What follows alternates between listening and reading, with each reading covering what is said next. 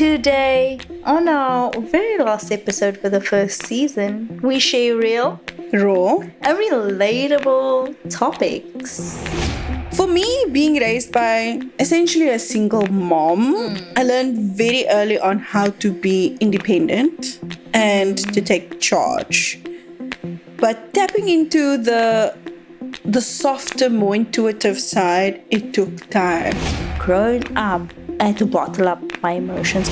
Is that all to women? The physical sense, the dress, the curly hair, the makeup, the nails. And I was like, and I couldn't and I was stumped. I couldn't answer. I always felt out of place with them because it felt like I was pantomiming femininity. What do you think it takes to truly embrace both sides of yourself? That femininity and masculinity. I feel like you're asking me this question first so that you can figure out your answer. Oh my fucking word. How do you balance? Okay, do you want me to answer?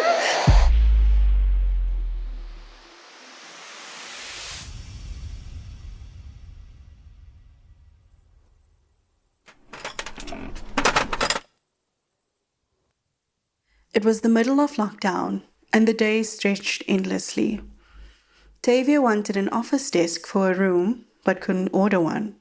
So, she decided to make her own.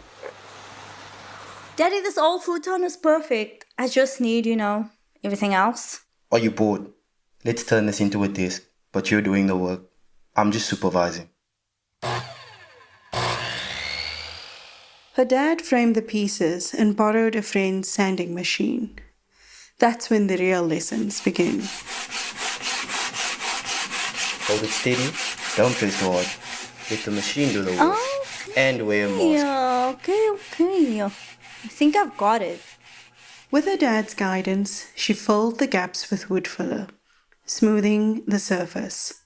By the end, her hands were covered in sawdust and pride. Daddy, look here. Look at my desk. It's brand new. Good job, Tavia. It's better than you. It's all yours.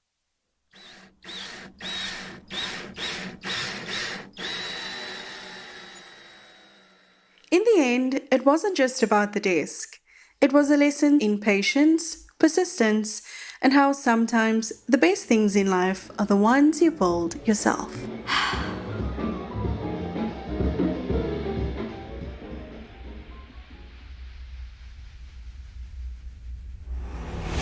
Welcome to Let's Talk Daddy. I'm your daddy's girl, Tavia. And I'm Ash, the girl with daddy issues. Today, on our very last episode for the first season, we share real, Raw. and relatable topics. We're diving into an episode that is as personal as it gets. Don't we say that with every episode? Yes. They can be like, girl, you literally talk about... Maybe we should say it's as offensive as it can get, as disrespectful. No, as straight to the point as it could actually get. Yeah. The episode is called Let's Talk Daddy. We wanted to be poetic. And when I say we, I mean me. Yes. Let's be specific. Put it on the notes. It's like when you watch a movie and then it's like they mention the name of the movie. We're like, Yes, that's exactly what this. Yeah, so we unpacking once again single parents, but how it shaped our feminine and masculine energy sides. We did briefly touch on this in the last episode, and I think it was a great way to actually expand on it a little bit more. Yeah. So the question is, why does this matter? Plus, we'll chat about how we've learned to balance those energies, or at least try to. Spoiler, it's a work in progress. No, it's not. It's fine with me. I've worked on it. I've been working on it. I've been single for almost 2 years now. I don't even know that. I've been working on myself. I don't even know I've been to London as well. This episode is chaotic. That's at least a two counter for London though. If you hear her say London again, take a shot. Take a shot. We should get it on a t-shirt. I don't even know I've been to London. I think London doesn't want me anymore. My visa still stands, so I can still go this year. So, but my passport's gonna expire. So. Anyway, so why does this matter? For me, being raised by essentially a single mom, I learned very early on how to be independent and to take charge. But tapping into the softer, more intuitive side, it took time. I will say I'm intuitive, but softer, like The more feminine. empathy and the Yes, nurturing. that's a challenge. How about you? It's funny because I think we touched on this in the very first episode about when we were talking about like categorize what do I think a daddy issues girl is, and one of the Yes. things was like she's a rebel, she's independent, she's Oh, the day So, that you were reading me? Yeah, I remember. clearly you're not over it. For me, on the flip side, growing up with my daddy, I learned about toughing it out, handling things solo. So there is an overlap of independence. Yes. I think with single parenthood, there is independence. You have to. But are you more empathetic? Yeah. Very, That's the thing, yeah. You're more empathetic than I am. Yeah, I am actually, weirdly. Because you get your mothers are more empathetic. So that's kind of weird that I'm. Yes. You got the mother, but you don't have the nurturing side. But because I never had it, so my body had to my conscience had to figure it. But I would say for me again, my mommy, it feels a bit weird to say my mommy. But What do you call her? I call her mommy, but it felt so weird My not to say mommy. mommy. But with My mother, with, you yeah, would usually say. with mi madre. But with her, I would say she's not really soft feminine like that. From what you told me about mi madre, Your mother?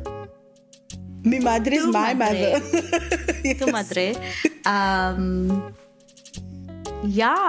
she's not really from what you also said. So I think it's a dynamic of the personalities and examples your parents. Yes. So I think for me, weirdly, I'm empathetic now. Growing up, I had to bottle up my emotions because I remember my grandfather used to tell me. My grandfather passed away when I was 6, so this is a memory prior 6 years old. Okay. Like, don't cry too much. I thought as a child, in a child's brain, cry meant weakness. I never. So do you see how I took it as, because a mother would be like, it's okay to cry. Yes. My grandfather said, don't cry. Don't cry. And there's nothing You're wrong. big I knew what he was. Now I know what he meant. But my 6-year-old brain grew up thinking, It's wrong. tough it out. Yes. I never used to cry. It was shock for me to even cry in my first relationship. I felt like trash after I cried in front of someone because I was like, I just showed weakness. Because men don't cry. So I was raised with men and I didn't see them cry. So But I agree with you on that. That's also something for me where I also saw crying and showing emotional vulnerability as weakness. And that's because your mother is a very tough. She's a tough woman. She's guarded. She doesn't always show her emotions. Like, think we barely hug. If I come to hug her, she look at me weird. Like, I hug my daddy. My daddy don't hug me. I hug my daddy. I'm the only child that hugs him. Okay, that sounded wrong. Not in like, but I'm the more physically affectionate. Yes. With him. Like if we would walk to the shop, I loop my hand in his arm. I'm like, oh, that's so cute. my daddy. Because I also realized, growing up, my dad never had any physical affection. Oh. And I'm like, I also never been hugged. Yes, let's hug each other. But I always used to loop as a child I used to loop it, and I still do it. No, for me, it took a long time for me to also even get physically used to showing physical And affection. hugging your brother. We don't What hug. is that? The most physical we would be is like pushing each other. But siblings are like that. You know, my Yeah. brother and my sister and us. I think do. The only person that I could really be emotional or physically affectionate with that wasn't a partner would be my cousin. Oh yes, yeah, I can picture that. You guys are basically like sisters. Yes. So it's like a sister side. Yes. I get it, yeah. So with her, she would hug me. She was like the only person that I would hug for the longest time. Also, having met her, she's more in tune with the femininity than you Yes, are, because definitely. She's also a mother at the same She's a time. But I'm mother, sure it yeah. was before she even became a mother. Before that also, because we were in very similar situations in terms of Family relationships. dynamics. Oh, okay. We both relate on that, not having a relationship with our sperm donors. And yeah, just growing up.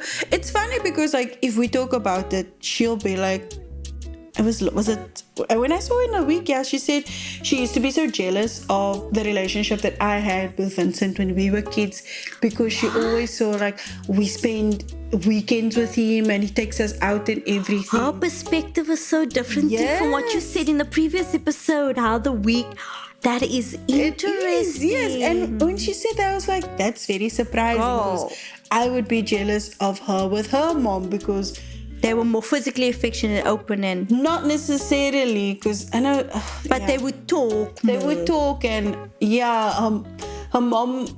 I didn't think her mom was like strict towards her or anything. Oh, it was the I see. Because you remember your mother. You did say your mother is Yes. like very tough, and I think she had to be being a single. But with her, she was the only person that I would like be physically affectionate with. It would take me so long to get used to just wanting to hug someone or actually allowing someone to hug me. I can also tell because like even us meeting. For those that don't know, Ash and I used to work together. I could tell in the dynamic of hugging you.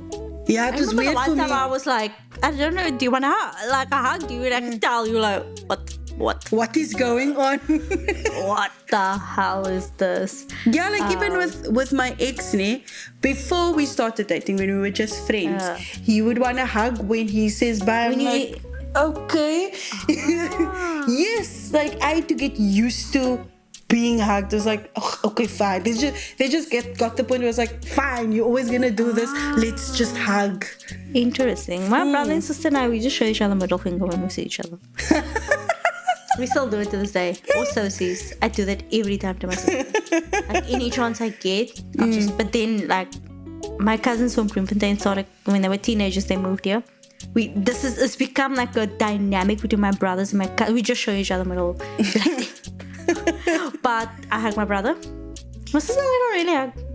But my sister and I will be like, she'll be like, sister. And they're like, what do you want? And then she hugs me, then I'm stuff with this. Like, Oh, then you know it's something.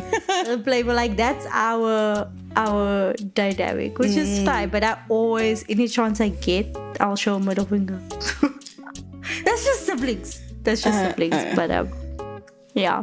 So then, okay, so you will say you're more empathetic, ne? I am in touch with my So femininity now. Yes.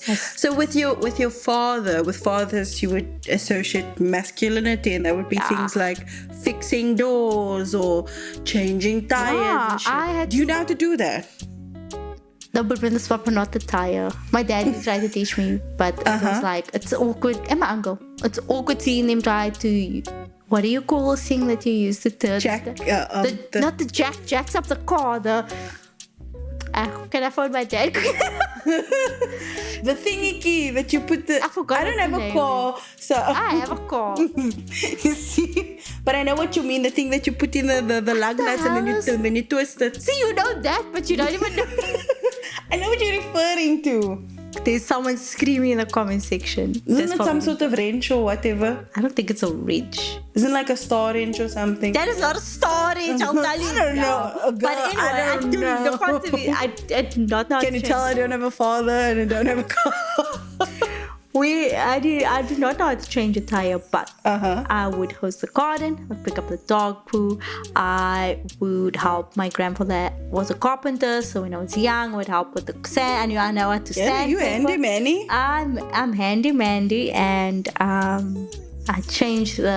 know how to put in a new light, or I know how to put in water in my car. Isn't that to just put it in? Can't you see that I'm boasting? Just go with it. Okay. Sorry. I clean the yard. I used to clean the yard. I feel like my favorite list is lies, but I would say compared to like my other friends growing up, I was far more.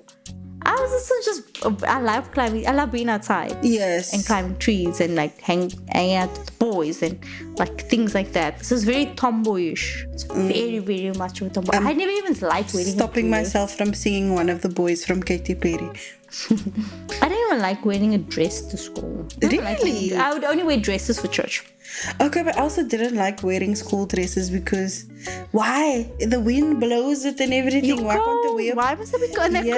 And the classrooms are cold. Why can't I just wear my tracksuit pants like the boys? Yeah, but that was the whole thing. Or a skirt. I never wore a skirt, but like dresses equated Sunday church. You know what? No, in high school, that's when I started getting more used to wearing dresses. I actually didn't mind wearing my school dress. Mine was after high school. After high school, I started wearing dress when I was a cashier. And I started wearing makeup.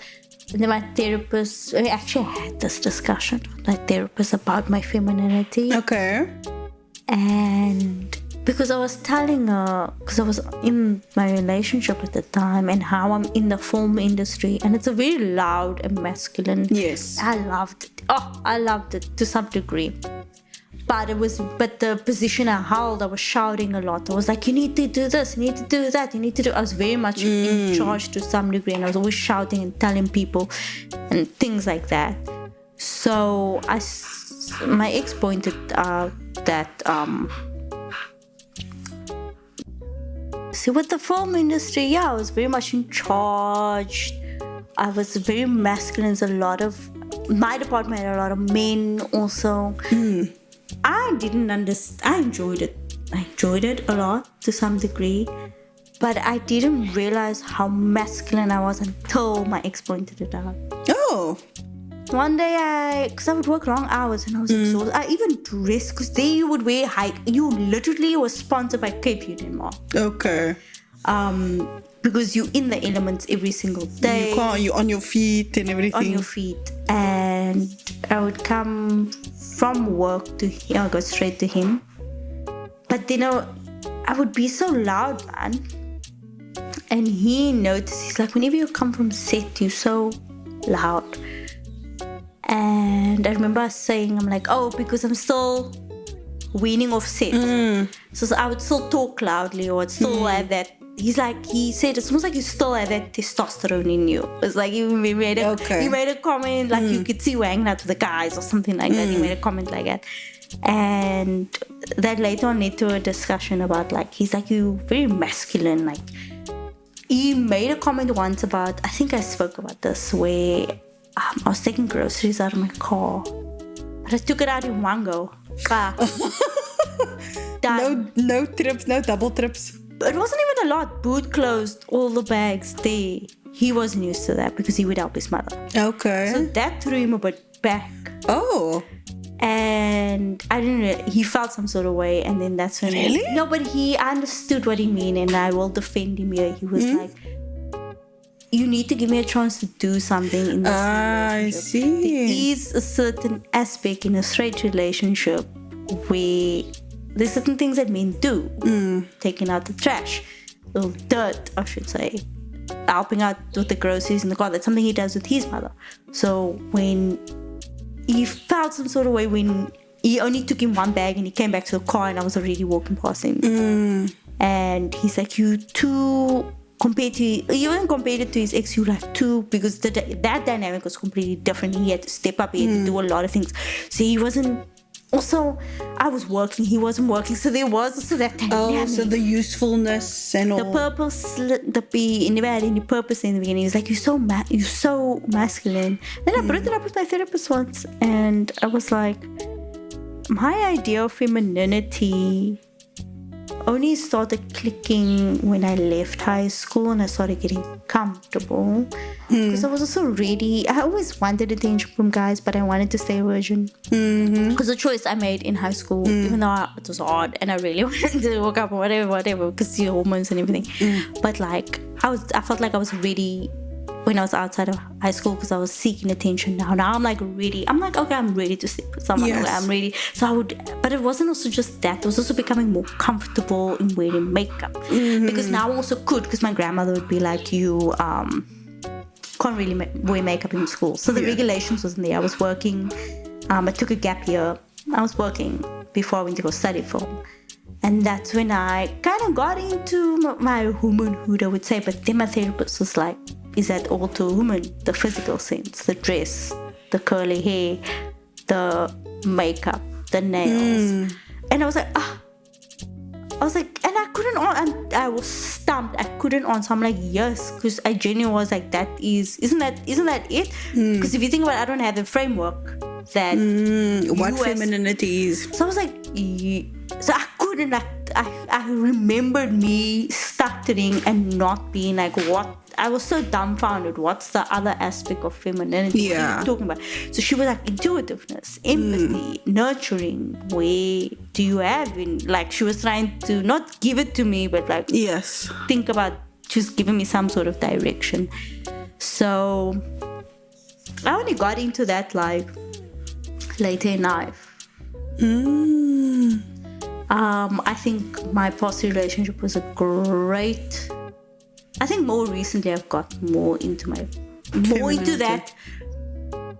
Not physical sense of femininity, because I think physical sense of femininity I'm very good at, but I think subconscious personality side, I only got into having that turning point with my ex and then going into the coming out of the relationship. Now I'm very, very more nurturing and like I want to spend time with my family, I want to spend time with my nephew. I'm like very like, how's everyone doing? Like, and it's like a way I see myself. I stop myself sometimes. I'm like, you sound like you're very becoming like a mother. Yeah. Like, yeah. So that is, yeah. I would say for me, high school was kind of where I was starting to get used to my femininity. It's funny, mine was later on in life. Yeah, mine was because like the friends that I had, they were quite feminine. So they were girls where they would wear the dresses, they would wear, and I was kind of like the tomboy of the girls, but we were the type of, like, you know, when teenagers do the thing like, oh, we're gonna go to N1 this Saturday. Not the mall. Yes, the mall was the hangout place. The mall was the hangout. Let's go play. Yeah, let's go to dress. Yes, and like everyone's gonna wear denim skirts, and you're gonna wear your furry boots and like that. The boots with the fur. Yeah, and I can still remember I always felt out of place with them because it felt like I was pantomiming femininity. Like I bought all these things, but it didn't feel. You didn't embody it. Yes, it really didn't feel like a me. facade, like a different. Exactly. I can relate to that. I think after high school, I know during high school, so like when I was like matric or so, that was also when I started getting used to doing my hair. Because, you know, like primary school and creche, your granny or whoever would do your hair. And it would always be in a plait or something. You always had because in school the regulations with the hair. And I love it now because they more open to like color people in there. Oh, it's not like it's you can put so much gel on my curly hair. Oh, hair food. I also did. Was it the dark and lovely coconut hair food? I don't know. Is it purple? Mine is dark and lovely. No. Dark and lovely, please sponsor like a white. A white bottle with pink writing, and the hair food was pink itself. Either What pink did or they put green. on your hair? I don't know what the brand was, but yeah, they. I was at least dark and lovely girl. Because I know with my mom still she used to use Sheen Straight to straighten my every hair. colored person did Sheen and Bone Straight. Yeah. Christmas time, the doll house smelled like chemicals. Like high school, when I got to high school, I stopped with that. I was like, I don't want to do this. I don't like the smell. But yeah, high school, like We should actually have a discussion about hair. We should actually. But towards the end of high school, that's when I started getting used to actually wearing my hair loose, because I would still always tie it when I was used to it. Like just wear it in a ponytail. It's so funny, the symbolism to yes. being And then the day after my matric ball, that was the first time I got comfortable with wearing my hair curly. Because I never used to embrace the curls. No, but that's a different topic. That's a very different topic. And then, like after high school and that's when I started to get more used to my femininity. I think especially with my third boyfriend. I wasn't even on a boyfriend yet. I only got my first boyfriend at 28, 27. No, my first boyfriend was high school, like matric. 17, 10 years apart. It was matric. This is really daddy's girl and daddy issues. Daddy girl was a virgin in high school, was bullied, never had a boyfriend, got a boyfriend at 20. Guys, we are not faking these type of names, I'm telling you. Like, wait, when was your first kiss then? Gosh, my first kiss was a Halloween party in school. I was 14. Okay, you got your first kiss before me. Mine was 16. I might have been 16. No, I was 14. I didn't like it. I don't want to count that in. Can I not count it in? It's fine. But I was like, what am I doing? I don't know what I'm doing. Yeah, same. And mine was with a complete stranger also, but let's not get into that. But I also never really liked. Kissing is still something I...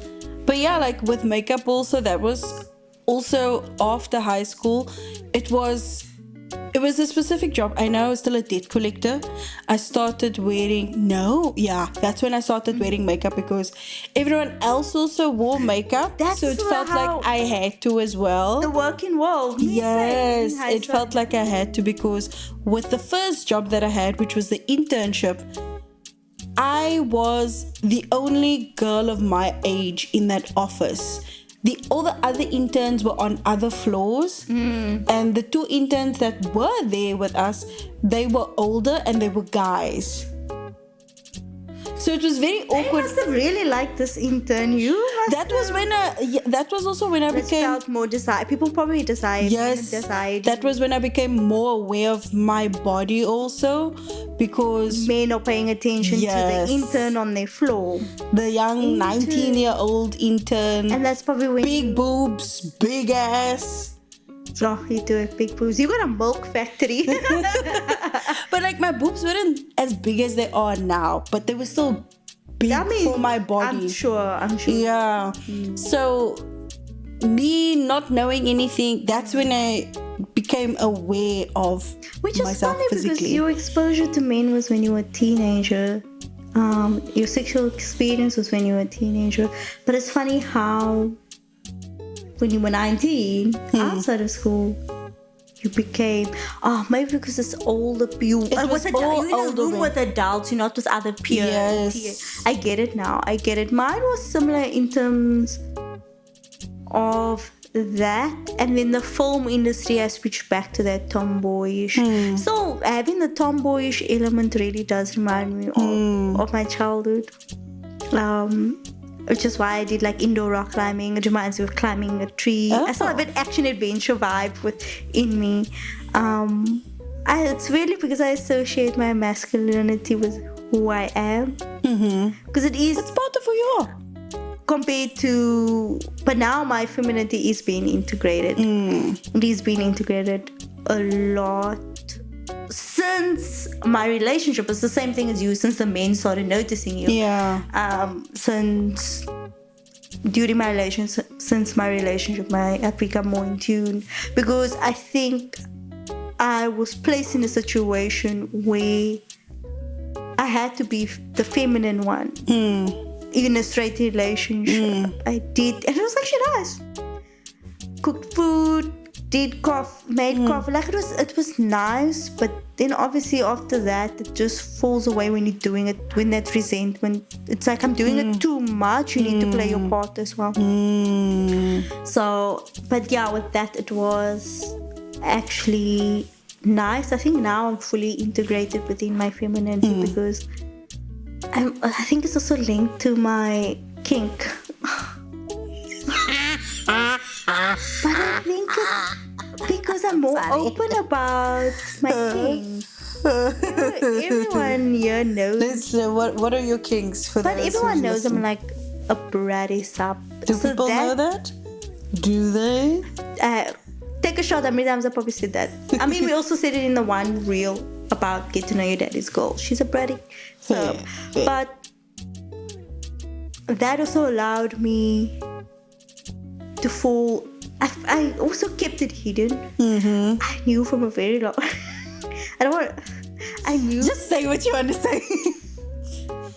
No, I just knew. That you were a bratty sub? I knew that I was gonna be into BDSM from the moment I was 13. That's such a young age. What? Wait, I'm trying to formulate my sentence, but like, I've never actually said it out loud. What? though. what made you realize? How did you realize? You would think it's because I maybe got exposed to some sort of Yes. What? So it was just an epiphany, like, hey, I'm a bratty sub. video. No, I didn't know the name. No, I didn't know any names or anything. Okay. Yeah, but what? I just knew that I like some degree of roughness Okay. when playing with, like, when I was as a child and I was playing. 'Cause I was mainly playing with my brother's friends. There was no girls that I was playing with, so I was very much tomboy. So then, obviously, as a teenager, you getting away with your body Yes. and things like that. And I remember this is such a memory that I don't even know. I don't Weird want now. to be, because I don't want to twist it. It's probably gonna be very. Twisted? What do you mean? People's gonna perceive this the wrong way in like a dark. Very People are always dark. going to perceive things how they want to. And it's also going to be a very weird thing to associate BDSM with. But it is. I knew that something was off. I knew that it wasn't. It had nothing to. Okay, say because Let me now just tell you. you. Yeah, Let me there's a just lot tell of you. context, but for full story. I remember I was driving my bicycle and then I came home, but I leaned. I don't know why this is the memory I associate to BDSM. I leaned against the window of this one window of the house, but the window was cracked. Okay. Because I was getting off my bike and I was parking my bike in the garage, and I leaned in and I cut, and the window was already cracked. Okay. And I cut my hand because the crack went deeper in. Lucky the window didn't break. So Wait, so did you put your hand on it? Did you? So you saw? I was using the window as support to get off my bike. It was very Okay. small. Okay. Okay. I was 13. I can believe that. Yeah. I can believe that you were shorter when you were 13. This bitch. But go on. I digress. I was mentioning my short ass, and you want to know that bike was way too tall for me. The seat, it was pushed down to the lowest, And it my was still too pedals- high. It was still too high for me. I can see that. My I feet can were see that. dangling.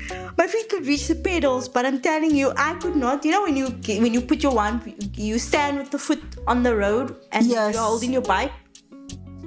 You know when you get semi off your bike, but your foot Yes. is off the pedal but on the ground. Yes.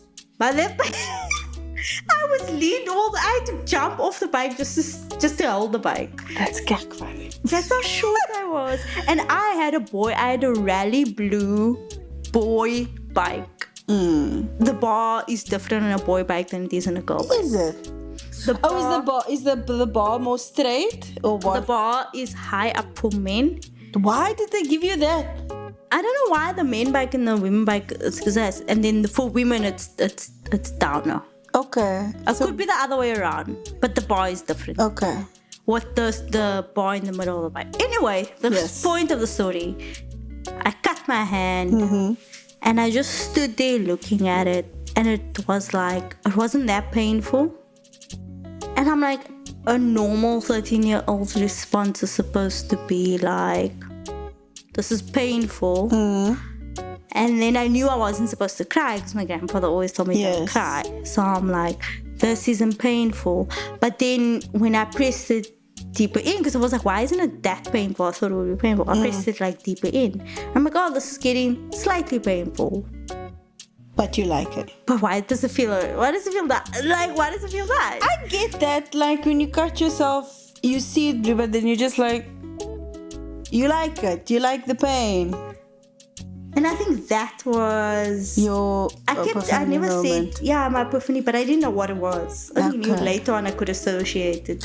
Oh. So I didn't know, but that's, I would say, the conception of the king from 13. But I always knew, and then as I got older as a teenager, I always, I started to be like secretive. I'm like, because boys would watch porn in school, and I'll be like, okay, I don't find it that entertaining. I never found it that entertaining. I mean, I still don't. I don't find porn entertaining. But when I got exposed to the BDSM, So you just I was weren't like- watching the right porn. yeah, and then I was like, this is roughhousing. This is, why do I like this? So why do I like this? But, and then obviously when I experimented myself, I really enjoyed it. There's some weird femininity aspect to it that I really enjoy. Yeah. So, you so right. I'm like still processing it. I'm processing the bike image. Like just imagining you tipping to the side. Oh my god. Oh my word. But yeah, I think my kink and my femininity is very much, my kink also allowed me, I'm so curious what other bratty subs feel about this, or like just the BDSM. I'm sure they say the same sentiment. Allowed me to properly be more feminine. No. Maybe that's the struggle for me because I'm more dominant. And usually... So are you like, I see mine. Yes. You know that in this dynamic of our podcast and of my company and how I am career-wise, I'm dominant. But then if I'm with a partner, I get that break. I can lose control. But I think with you, it's like, I'm just You're not- I'm just no one's generally taking dominant. over. And it's how it's always been, man. Like even as a kid, I would say I would be the scary one, the one that will throw punches or something. It's good, like We wouldn't get along in high school. No, You we would throw definitely stones against my bike. You would make fun of me. no, when but I that's the get- thing. I wouldn't bully like that. I wouldn't do that. I think it was mainly guys. You did say it was mainly Yes, guys. and that was like primary school, and I'd I be would so bully scared guys of you. because they would annoy me. They would do things purposefully to get reactions out of me, and then that reaction would be, I'm gonna chase you, and when I get you, I'm gonna punch you. You were a menace. So you were always in that masculine. Yes, that's And the thing. then, were you ever in a relationship, or did you ever have, Where I was feminine? or even a sexual kink? Because you also are more of a dominate. I can see you. Yeah. You don't get that break. No, man, you must get that. In terms You need of... a dog. Okay, wait, okay. I know that sounds off topic, but you need a dog to be able to be nurturing. You need to. I had a pet. Oh, so- Gunther. My dog, Gunther, for context. No, I had a pet, a person pet also, but it was still dom nonetheless. Wait. I'm not gonna let her just say that. What? Because I know the listeners will be like, rewind. Yes, my partner was. I had a partner that was my pet. We leaned into our roles. That's when he was feminine. He was more feminine. I was masculine. So we leaned into me Was he a being pet dom and him or- being sub. You see now, you're gonna confuse the people because What? if you saying he was a pet, I'm thinking there was some role play in which he was like a dog. I would call him a pig. A pig? Yes, I thought you said pet. that was the pig. So his pet choice is a pig. I made him a pig. I saw it. I know that's what I would say. I saw him as a You pig. called your partner. I didn't call him a pig, but I would. Your association in that dynamic, I get it because like in the dom and sub, it's like there's a name for the sub. It's like whatever. You have a name. You have a. I don't know, for me, the dog was a bit too close to home because I have a dog. Yeah, I was like, no, I don't, yeah. Pig. A pig. But that's a association of like the radical feminists will call men a pig. Do you get where? I get what that's you're my association. If you call a man a pig, it's like, oh, he's a pig. Like women will say that to men, like, oh, men are trash. They're pigs. I get Did that ever click to you? I did look down. Why is your subconscious thinking that's a pig? I'm yes, so a pig. Out of all of the animals, I call it him and all. that's hot though. Yeah. The pig still gets you. But there was a relationship where it did feel ultra feminine. That was like after the very bad relationship that I had. Mm-hmm. But this is the thing, we weren't even dating per se. We were just a situation. An entanglement, as you said. And we were both aware of it, and that was fine for us. It worked. But it wasn't even like, it was just natural. It was just him being who he is, where he would just... He's a gentleman. It was so unexpected. It was jarring to me where he would rush to open the door. I'm like, oh, okay. Or if we're walking, he would automatically move me to the inner side of the pavement and he's on the side of the road, or like pulling out my chair. That's just, we had good examples of values. He has good values as a person. And it was very surprised, like, because I would still like reach for the door myself, like, nope. I'm like, oh, okay. And then as it went on, see you. It was very surprising, but it was nice. I'd be happy to see you because everyone deserves that sort of dynamic, whether it's a guy or girl in any situation, whether it's straight or queer. I'd be happy to see someone just experience it. It was so nice, and I was like, you know what? I actually like this. I want to be treated like this in other relationships as well. But did you ever feel like, maybe this is just me? I had it, like my ex opened the door once and he's like, and I was like, I still remember we were at the garage and I was like, oh, what? I still say that to you like that. I was like, oh, okay. But it was also like, oh, okay. What? You just said the same thing. No, it's a different tone. What are the meanings behind the tone? It's like, oh, okay, daddy. Okay. And the other one, the second one. I got the first one. The second one was very like, oh, okay. Like what? Gas, like it's like a, you do it. Like what your experience with the guy doing. It's so jarring. It's jarring. It's like, what? You did this? And then he pointed out. He also pointed out, I should wait. He also realized he doesn't do this often. Yes. He's done it before in the very beginning of the relationship, but this was like in the middle of the relationship. He also realized, hey, I've never done this in a long time. And then he got in the car. He's like, I should do that more often. He felt nice doing that, and I felt nice. But then I did also feel like it comes back to what I said in a couple of episodes. What? What did you say? You said a lot of things. Do I deserve it? Oh, girl, yes. Yes, the answer is yes. You do deserve to feel dainty. You do deserve to feel like a woman. Just like a guy deserves to feel like a man. Nice, but if he wants to feel like a woman, he deserves it as well. Just have to feel how you want to feel. I want it. I like it. Keep doing it. But I'm also gonna fight you. I will say in the relationship, the brattiness of me. Yeah, that is the brattiness. I will say in the relationship that I had after that, the guy didn't open the door for me, which was fine. The dynamic shifted, but that was also because we both realized we're both dominant and we both are switchers. So no one switched. So we were just neutral with each other, essentially. That's really boring.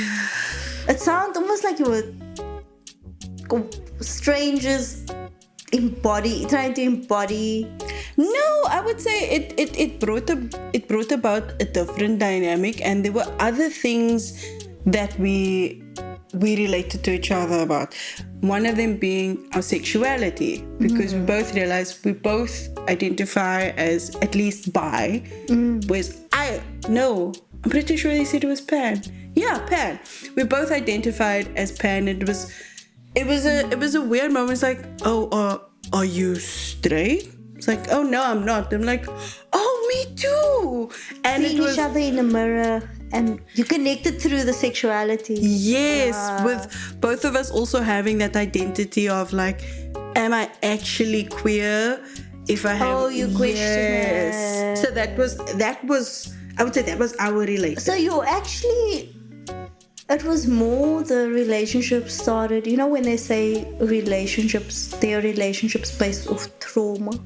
And you see traumatic, then you see toxic people in a relationship. It's a push and pull, but it's based off like abandonment issues. People with abandonment issues tend to cling to each other because of that abandonment issues. I think in your case, it was based off your sexuality and confusion around it.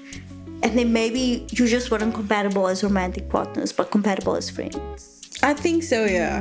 I think so. Because you were very similar. Because we are still friends now. Interesting romantic relationship. So would you guys even like talk about how would the community? I'm curious about the communication style because if you were to compare that relationship and the communication style there and the communication style with your pet, we'll just say your pet, how was it? Which one was better? Were you and the other pansexual person good communicators, or were you just not talking to each other if something came up, or you just never bothered? Well, the thing is with that relationship, it wasn't long. Oh, so it never got to that stage. I would of say it didn't. deep. Yeah, it didn't really get to that stage. I of see depth. why it would fizzle out there. Yeah, it didn't really last long. But with the pet, the communication, I think we actually had very good communication there. Because I know, like with myself, if I'm feeling some type of way, I do isolate a bit just so that I can figure out what it is I'm feeling and why I'm feeling this way, and then I'll communicate with you. Whereas with him, he also would isolate, but he would kind of get in his head, or he would see things in its extremity. So let's say I didn't speak to you today. Maybe something happened, you know? That sounds like our friendship. There we go. But he would think about things in its extreme degree. Oh, that's abandonment. It's abandonment. Yeah, I relate with him, but you work through it by setting up what's the logical reason why Ash is not messaging me back. So for me in our friendship, not so much anymore. There are moments where I get it because you are growing, but it's it's far in between where I get it. I look at she's working, she's busy. She did say she communicated she was busy. So then I'm like, you got logical reasons. Why is your brain going? Yeah. So then I feel better. Sometimes I immediately forget about it because then I'm busy. So it's like I'm training my brain and I have compassion. I have compassion with myself. It's very interesting. But with that, I do actually want to circle back with like, we mentioned intuition and how you were saying Very intuitive. You're very intuitive. Surprisingly, you're intuitive, but I would say I'm more empathetic. But you would think that empathy and intuitiveness go together. They are we have hand different in hand. aspects. Because I know when you would be like, "Am I overthinking?" and I would give you my perspective. Think about what this person you would is always going through. Then I think you would be like, what about you? Like you would be like, I didn't think about what that other person is going through. But then with myself, I'm not that. But I think everyone struggles to be intuitive because the dynamic is the same for both of us. Because there's moments where I do overthink. Remember when I was like, should I DM that guy on Instagram, and how I was overthinking about it. But I would say that's the differences in our intuitiveness. And you would tell me like, fuck that.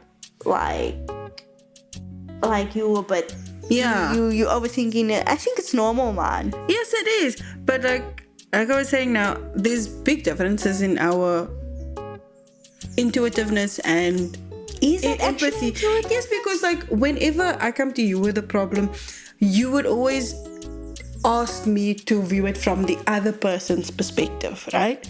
But if you come to me for advice, I'm not talking about other people, I'm talking about you. Oh, you do. I let you think about how is it that you are feeling. You do actually, because I would always tell you, you know how you're feeling, right? In your dynamic. In a recent situation that we were talking about, you quick to cut off something when your needs are not met. I would say that, right? Yes. And then I would tell you, no, but you need to give the person the benefit of the doubt. And you would give me a list of things, examples between the conversation or about this person. I'd be like, okay, this paints a better picture about this person and why this person is acting this way, because they're dealing with things outside of you and themselves, and give them a bit of grace. So then you learn to integrate that empathy. Hey, maybe I shouldn't cut off someone. Yeah. I think my problem is I don't cut off people quick enough, or like I will hang on a bit too long, or I don't think about. I think about them and not me. It's very sub-nature. It's actually very sub. But I think, for me it's opposite again, because I saw what happened if you do allow someone to stay in your life for too long and they aren't good for you. So that's why I'm at that point where like, I'm not going to waste my time. I don't want to get to that point again. But then you actually... It's good. But it doesn't mean that person is that previous person. That's the thing, that is the thing. Oh, our therapists would be so proud of us listening to this. That is the thing where you... Because I coming out of my traumatic relationship, and then I briefly was with this dude for like 2 months. I still had that, I call it a hangover, emotional hangover from the previous relationship, where there were things that I thought he was acting like my previous person. Okay. But he wasn't. He wasn't? He wasn't at all. So what was it? It was just me still coming over, having a hangover from the previous relationship. The routine, the structure, the way I speak, the communication style. I had to learn that I'm with a different person. This person is not that And that person. takes time, eh? That takes time to learn. Yeah. I will say that I'm blessed that person didn't want to be with me, and I'm blessed to not be with that person. It was a beautiful experience for both of us. Yeah. He wasn't ready to be with me, and I'm glad that he made that decision, because once again it comes back to me not cutting it off. Yes. I was still holding on hope, and I'm so grateful he cut it off, because I was not in a situation to be in a relationship with or any situation after what I had been through. Yeah. So I am grateful for that person. That person would have been a cool friend if I had met them outside of a dating app. But I mean, it could have become a friendship afterwards, but yeah. It could have. But once again, he was also the type of person that cut off people. So do you see that? He was the type of person that would cut off people. Yeah. That's very interesting. Very So interesting. So in the nutshell, we're the same but different. same but different flavor. Oh, what word? A perfect mess. So do you think... A great podcast. A perfect mess. A great podcast. So, okay, why am I struggling? My airtime has run out. But what do you think? In the episode? What do you think it takes to truly embrace both sides of yourself? That femininity and masculinity. I feel like you're asking me this question first so that you can figure out your answer. Oh my fucking word. How do you balance? Okay, do you want me to answer? No. Look there. That is the bratty side in you coming out. Ask the question again. What is the question? What do you think it takes to truly balance both sides, to find the balance between femininity and masculinity, embracing both of those? So I think it comes with understanding which one is your primary, which one you feel comfortable with. So like I said, I feel comfortable. My inner child was a tomboy. Yes. Because I was a tomboy. I climbed trees. So what I do to balance a bit of the masculinity, because tomboy is that masculine, at least I associate that with masculine energy. I did indoor rock climbing.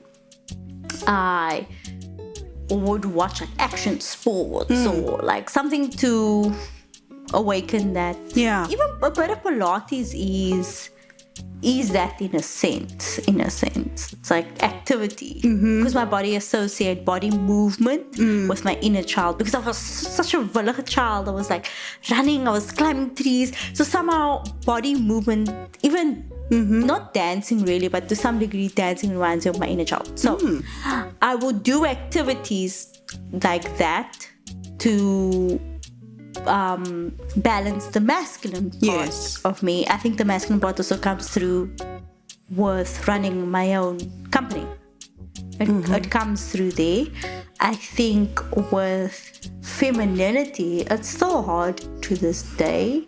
It's still a bit of, I do meditate. I feel like it's something about meditation that makes me feel a bit, or praying also makes me feel a bit feminine. I don't know what it is. I don't know if anyone else have that experience, but it's almost like it's like self-care. It's self-care. But that is associated with femininity, that inner work. So then there are periods where I do that. Also, I hang out with women a lot. I do like drink cocktails, go out, Have mimosas. talk about boys And your periods. Yeah. And that's a bit of the femininity. I am curious to see how that would play out in my relationship. Because I have a very good structured routine on that now. I know when to be more masculine, I know when to be more feminine. It's gonna be tough. I hope that I don't revert to like, I think I'll be triggered if my future partner say you're a bit too masculine, because it's gonna lead back to the previous conversation with my ex. But you're different. The job is different, so you're not coming home with that. It's That gonna is be very also true. different. Yeah. And I think also I have a lot more weirdly, I have a lot more dresses, because I know I'll wear more dresses around when I go on dates. I feel very feminine when I go on dates. So I think that would also help. But it also depends if the person brings it up. That's the thing. Also, people bring out different sides of you. I notice if I talk to like-minded people, I become more masculine. Oh, that's interesting. Like people that in the film industry, if you see me talk with my film industry friends, I notice a bit of it. If I talk about film, if I talk about media, podcasting, weirdly, I become slightly more masculine. Because it's taking charge. It's like, let me tell you what I'm doing. Let me tell you about my project. Not in an arrogant way. Almost like I was gonna say a dick contest. It is a dick swinging. Film industry is very dick swinging. We are like that. God complex. One of my friends in the film industry, us in the film industry have a God complex, and I think it's very, very true. But how is it with you? With me,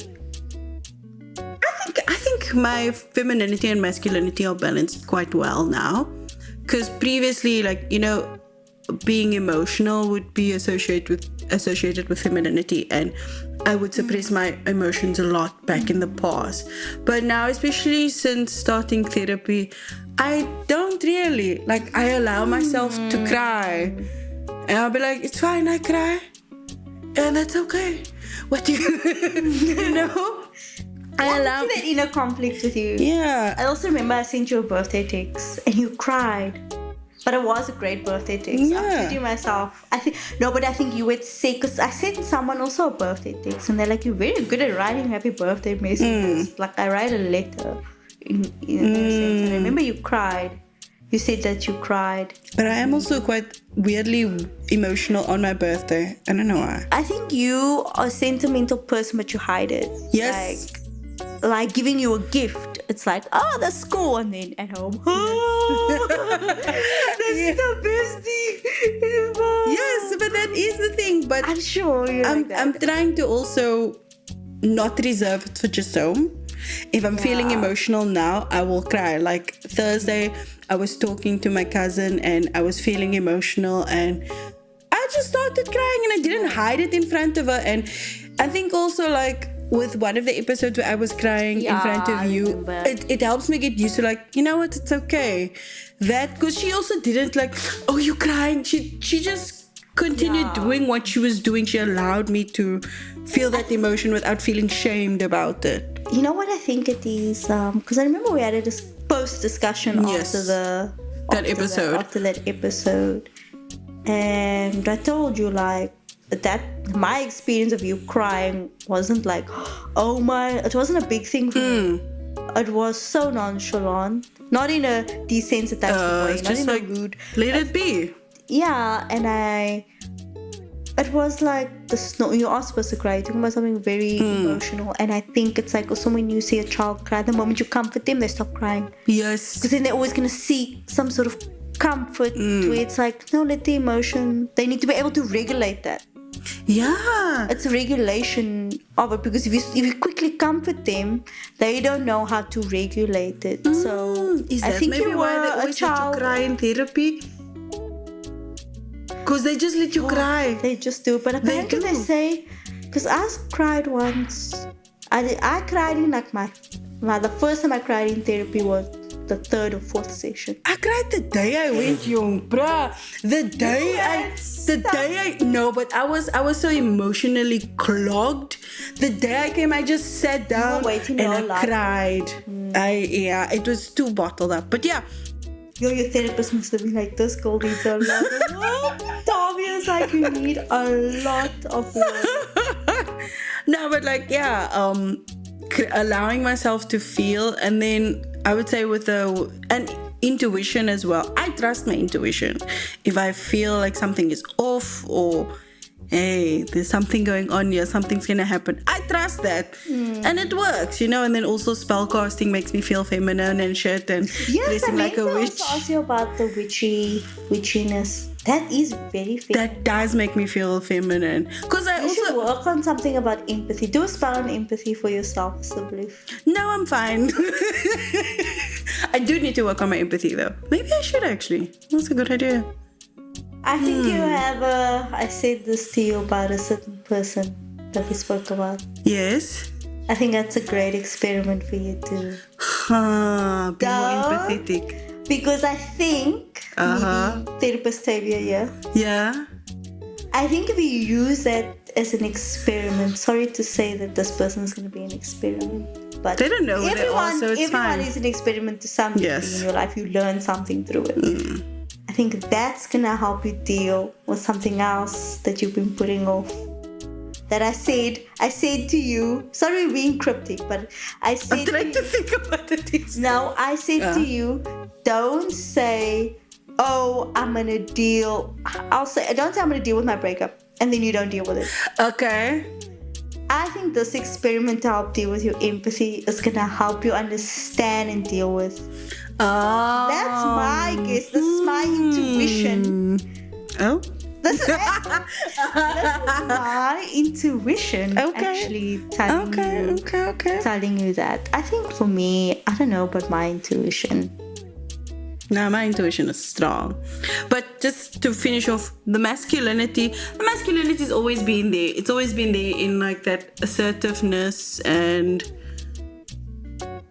saying what's on my mind, that bluntness, I would say. That was one of the things I actually admire about you when we became like colleagues and friends. Like as a colleague, before we became friends, you would be great in the film industry. Was always my thought. I was like, and I think that made me interested to keep talking to you and to be friends, because it's like, you don't beat around the bush. I get what I get from you. If you don't like it, that's cool. And that's what I like. But then I also didn't realize how blunt you are. I was like, oh. No, that I need to reel in a little bit. I think you do, but I think I think this is the dynamic of you need to reel that in a certain, the grace and the empathy comes Yes, involved. there we yeah? go. It's the lack of grace and empathy that makes me that We can work on blunt. it. But I think it's also when Yes. someone is blunt with you, you go quiet. Do what? If I say this, me therapizing you, when I'm blunt, direct about something, I notice you go quiet and then you'll come back to me about something. But I don't know if that is just silent, because in relationships you get the cold shoulder and silent treatment, or if that's you. It could just be, I think it's actually more so this one. It's more of your coping mechanism. You analyzing. Self-reflect, the reflection, yes. Yeah, I that think is it. that. It's just self-reflection Yeah. because if I'm reacting immediately to what you're saying, I didn't properly process what you said. So rather take a step back, process what you said. Was I wrong? Do I agree? Okay, if I do agree with what you said, what do I change? Then come back. So it is just taking a step back to process. Our process is same but different, like we said earlier on. Mine is like, I analyze what I'm going to say if I need to have a serious discussion. How am I going to articulate it so that it's not you the problem, it's the situation. It's not how do we solve the situation. Yes. It's not your actions, the way you handling this is the problem. I start with this is how I'm feeling towards it. This is how we resolve it in the future. For if you disagree, tell me. Like if I say, Ash, can you maybe communicate this? Something like Yes. that. That's a way to resolve it. So it's not about I don't like it if you don't. Yeah. So then I first articulate, analyze all of that before I even send you any form of communicate. So it's when like you would do it after when you would analyze. Also kind of the same. You would analyze and then say something. I would first analyze for a very long time, send the message out, tell someone how I'm feeling. Then when you send a message, I'll reply immediately. I won't stop because I already went over the brainstorming, I would say. I still need to process what you said. So same but different. Always. Daddy issues, daddy goal. That's why we started this podcast, man. It's about having the same upbringing, sort of, as a colored girl. Very similar, like parallel, I would say. we complementary. Yeah, that's actually it. It's the It's like mustard and tomato sauce. Who I do you don't think know. you are? Who would you Between mustard and tomato sauce. in our dynamic?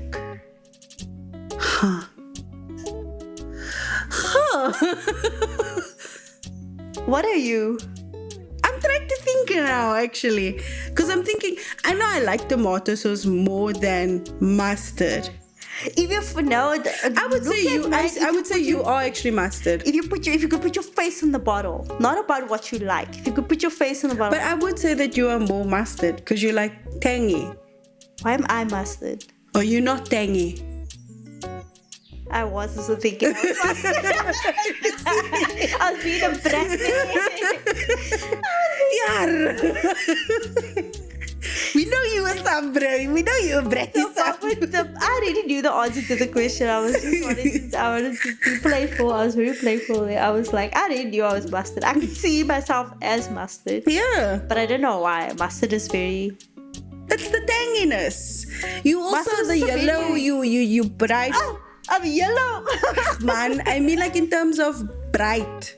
Like yellow is a very bright, loud, bubbly color. And the red is so violent. Yes. Blood. Yes. Gruesomeness. There we go. Why are you so dark? I'm the Katya to your Trixie. That's why. I must start collecting teeth now. But the funny thing is that I like Katya more. Really? I love Katya. I fucking love Katya's chaotic energy. I like it. But I would associate you more with Trixie because like she's get very it. driven and shit. Yeah. Actually, knowing that dynamic now, I know I'm Trixie. You definitely Katya's are like, Trixie. I'm not gonna get up for work. Why? I'm fine.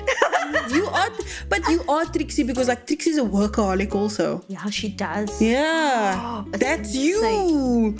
It's insane. Yeah, that is actually See? it's actually true. Start killing. Katya does witchcraft probably. She's got boars and stuffed animals in a place. That still creeps me out. I love it. That's the type. Okay, I'm not gonna have animals. I don't The like day you do, taxidermy. I know you're into black magic. I don't like taxidermy shit. It doesn't look cool. The day I walk in there and I see your dog taxidermy. I would not do that, Perry. You must be. I would not do that. I do not like the idea of dead animals on display. It's a bit weird for me. To each their own, but it's not for me. I don't subscribe to that. There's some black magic involved in that. Oh, if you want to buy me pretty stones, I'm all for that. There could also be black magic involved. I watched enough Disney villains. There can also be black magic involved in that. You can tell I'm scared. Guys, I'm very scared of this witchy nonsense. Bro, you know, how long did it take you to tarot now? But speaking of femininity of tarot, why does it have to be right all the time I get a reading? I don't like that. It needs to shut the fuck up. Okay, wait. It needs to shut the fuck up though. We should doing a reading after this. Because even when Sean did it, I'm like, no man. It's weird because I don't fully believe it, but then when people do it, they're right, and I'm like, "This is you're not confirming my belief." I remember I saw I asked my cousin. Argued with you. Yes, you did. But when I was also reading the stuff for you afterwards, I was like, okay, because as I was reading, I was like, yeah, this is what you're experiencing, yo. I told someone, another friend or so, something like.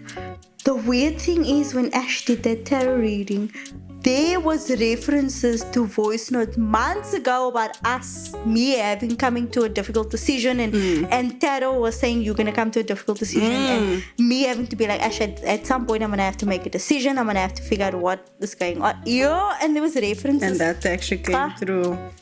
I need to do a reading for myself. I haven't done it for a while. Well, also I haven't done a reading with this new deck though. But I wanted a different deck. It doesn't feel the same. It really sounded like you said new deck. It doesn't feel the same. Yeah. All right, and that brings us to the very end. Of course, you know it. You always do. It is the last season. The last season.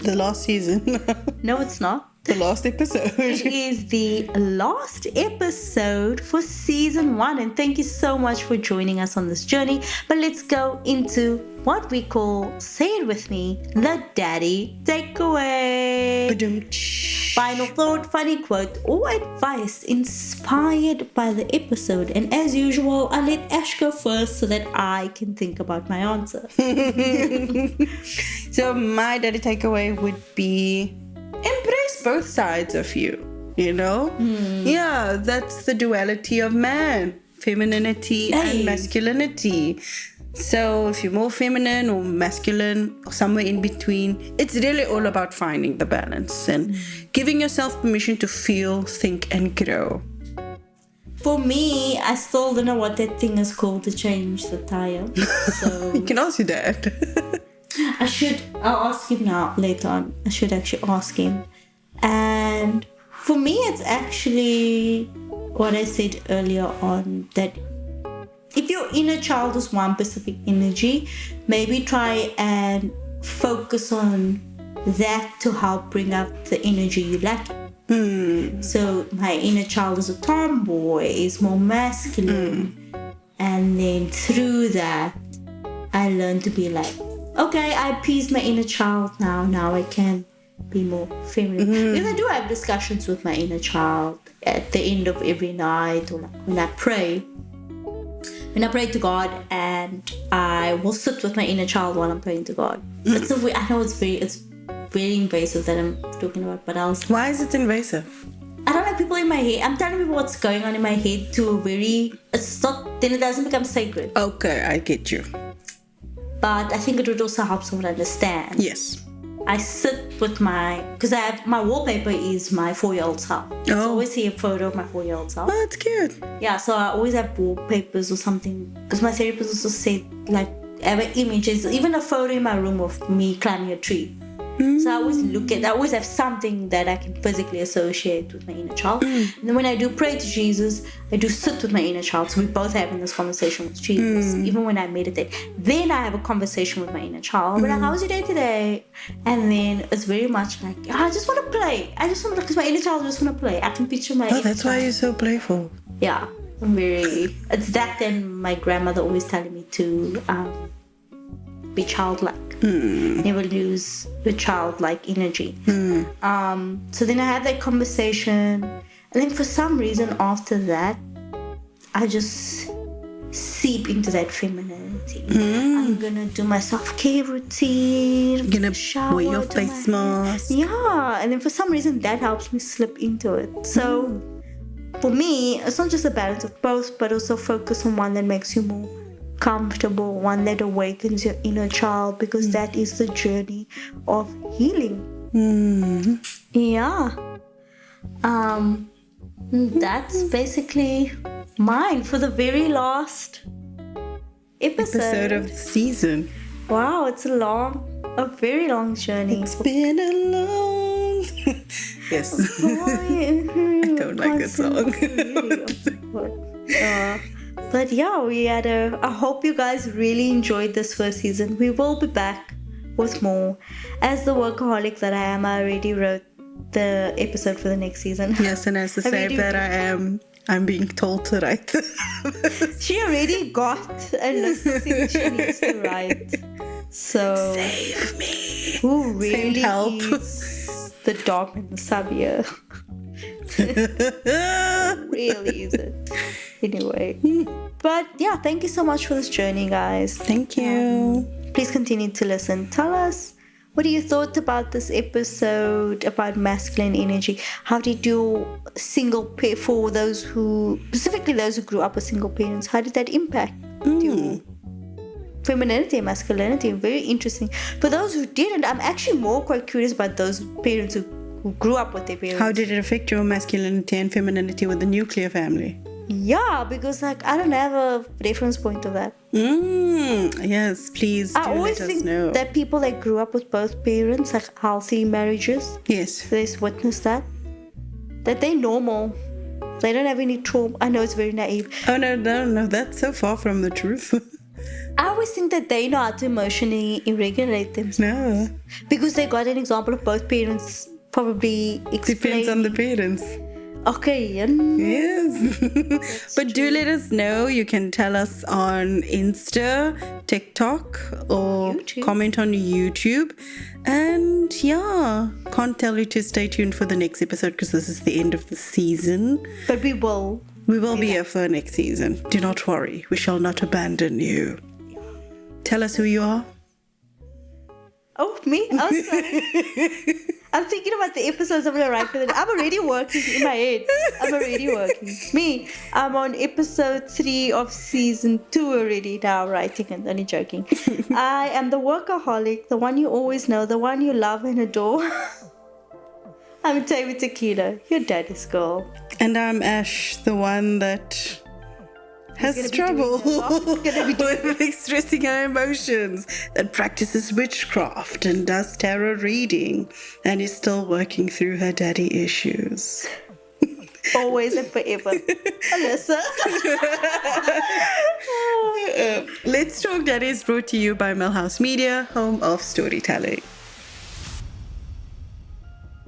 Cold opening titled The Lockdown Desk. Narrated by Ash. Tavia as herself. Tavia's daddy is played by Enrique.